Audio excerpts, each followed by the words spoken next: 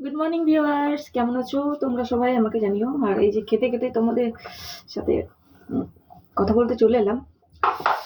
এই দেখতে পাচ্ছ গরম ধোঁয়া কিন্তু বেরোচ্ছে ভাত থেকে। তো এই যে সয়াবিনের তরকারি ভাত নিয়েছি, খাচ্ছি। এখন বাজে 7:30। যেখানে কাজে যেতাম সেখানে কাজ শেষ হয়ে গেছে, পেশেন্ট সুস্থ হয়ে গেছে, ওকে বাড়ি নিয়ে চলে গেছে। আজকে থেকে অন্য জায়গায় কাজ আছে, ওখানেই যাব।